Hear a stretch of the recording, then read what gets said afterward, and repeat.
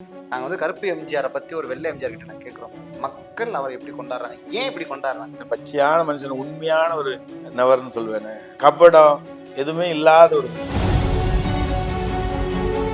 நான் காசு நான் பணம், அந்த கேள்வியே போதும். அவரு எப்படிப்பட்டவர் தெரியும். அந்த சினிமா துறையில் இருக்கிற ஜூனியர் ஆர்டிஸ்டுக்கு சாப்பாடை பத்தி ஒரு சின்ன விஷயம். படிப்பு முக்கியம்தான். நான் என்ன சொல்றேன்னு, ஒரு ஏழை குழந்தை பள்ளிக்கூட அரசாங்க பள்ளிக்கூடத்துல படிச்சானா 10ஆம் கிளாஸ் வரைக்கும் தான் போக முடியும். +2 தாண்டி டிகிரிக்கு போக முடியுமா? இப்ப இருக்கக்கூடிய இந்த ஒரு அரசாங்கம் வந்துட்டு இன்னும் என்னென்ன நல்லது பண்ணலாம்னு நினைக்கிறீங்க? புதுசா இன்ஃப்ராஸ்ட்ரக்சரை பண்ண வேண்டியதா இருக்கு. எத்தனை பட்டதாரிகள், எத்தனை குழந்தைகள். நீ வந்தது 400 கோடி 300 கோடியை விட்டு 4000 கோடி ஆட்டையை போடுறதுக்கானா வர வேண்டாம்.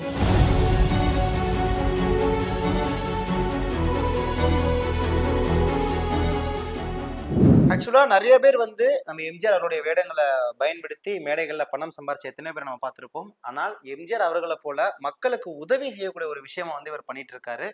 ஸோ இப்படி ஒரு மனிதனை நம்ம இன்னைக்கு சந்திக்கிறோம். ஸோ அமரன் எம்ஜிஆர் அவர்கள் நல்லா இருக்கீங்களா?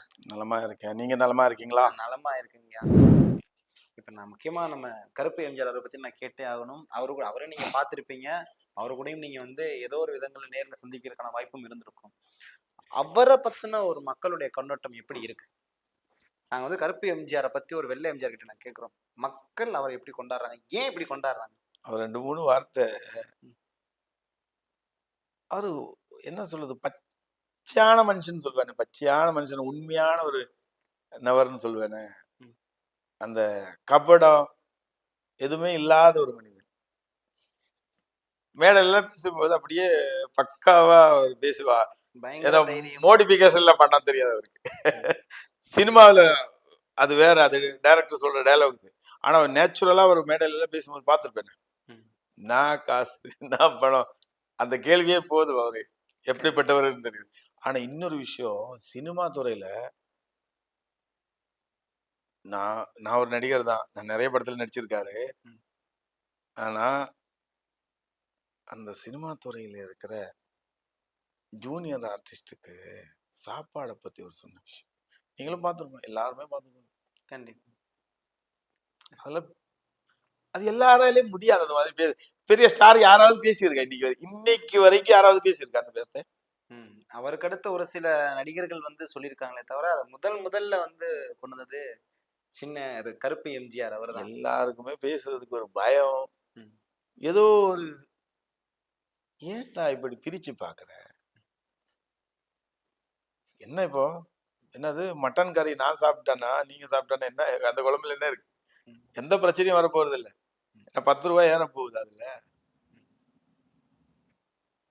நல்ல சாப்பாடு, நல்ல ரசம் சோறு நான் சாப்பிடுறேன். ஏதோ அழிஞ்ச சாப்பாடு அங்கே ஜூனியர் ஆர்டிஸ்ட் கொடுக்குறாங்க. அதை போய் பேசக்கூடிய எம்ஜிஆர், அதுதான் கருப்பு எம்ஜிஆர். இன்னைக்கும் நிறைய இடங்கள்ல பாத்தீங்க அப்படின்னா எம்ஜிஆர் அவர்களை வச்சே தளபதி விஜய் அவர்களையும் வந்துட்டு நிறைய விஷயங்கள் ஒத்து போற மாதிரியான வீடியோலாம் நம்ம பாக்குற மாதிரி இருக்கு. ஸோ தளபதி விஜய் இன்னைக்கு வந்திருக்காரு. அதை பத்தின உங்களுடைய கருத்தை நீங்க என்ன பாக்குறீங்க? தம்பி விஜய் வரட்டுமே, எல்லாருமே வரட்டுமே. எத்தனை 300 கோடி 400 கோடி ஏதோ சொல்லிட்டு இருந்தார் சம்பளத்தை பத்தி. அவ்வளோ 400 கோடி 300 கோடி சம்பாதிக்கிறவர் அதை எல்லாத்தையும் விட்டு மக்களுக்காக, மக்களுக்கு நன்மை செய்யறதுக்காக வந்திருக்காங்க. அப்படித்தானே? செய்யும்போது தான் தெரியும். கண்டிப்பா செஞ்சா ஓகே. ஆனா இந்த செஞ்சுரி 24 செஞ்சுரியில் நம்ம போயிட்டு இருக்கேன். இன்னைக்கு பழைய காலம் மாதிரி இல்லை. இன்னைக்கு மொபைல் இருக்கு. பசங்க, சின்ன பசங்க கூட நான் பெரிய ஆள் மாதிரி பேசுவா. மெச்சூர் ஆன மாதிரி தான் எல்லா பசங்களும் பேசுறது.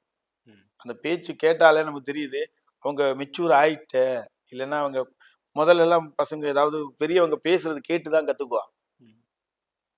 தாத்தா பாட்டி என்ன கதையை சொல்றா, அந்த கதையை கேட்பா. இன்னைக்கு மொபைல் இருக்கிறதுனால அது தேவையில்லை. சின்ன பையனை மொபைல் பார்த்து எல்லாம் கத்துக்கிட்டு இந்த பெரிய பெரிய டைலாக் அவரே பேசுறா. நம்ம காலத்துல இப்போ 30 வயசான பேசுறது இன்னைக்கு 5 வயசான குழந்தை பேசுறாங்க. புரியுது அவங்களுக்கு? கண்டிப்பா. நீ வந்தது 400 கோடி 300 கோடியை விட்டு 4000 கோடி ஆட்டையே போடுறதுக்கானா வர வேண்டாம். ஆனா அந்த 400 கோடியை விட்டு 300 கோடியை விட்டு நீ மக்களுக்கு நல்லது செய்யறதுக்காக வந்தேன்னா உன்னை மக்கள் ஏத்துக்குவாங்க. அது உண்மை.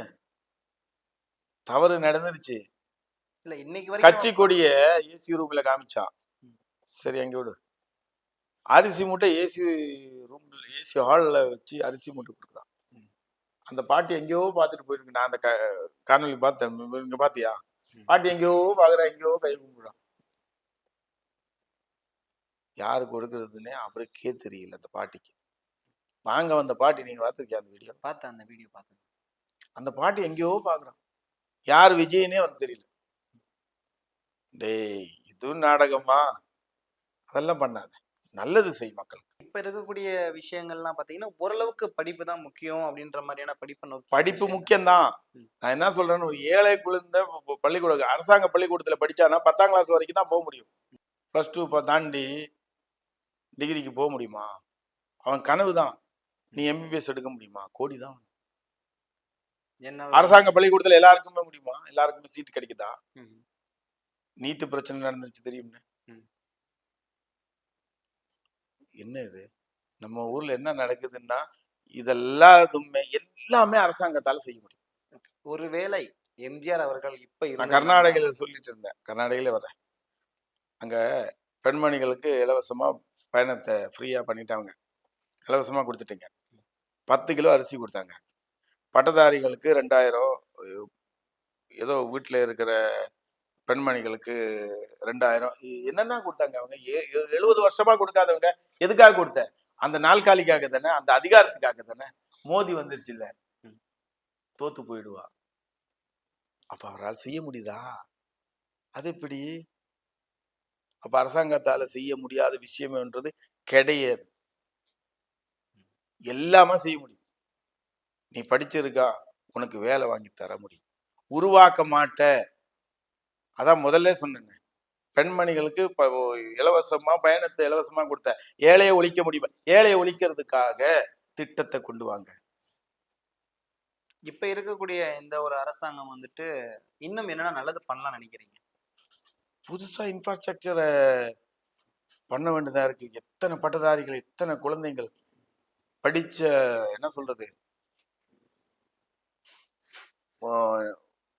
மாணவர்கள், அது சொல்லவே முடியாது. அவ்வளவு நபர் இருக்காங்க. இன்ஜினியர் படிச்சிருக்காங்க, டாக்டர் இல்லை, வேலை இல்லாம சுத்திட்டு இருக்கு. உருவாக்க முடியறது அரசாங்கத்தால.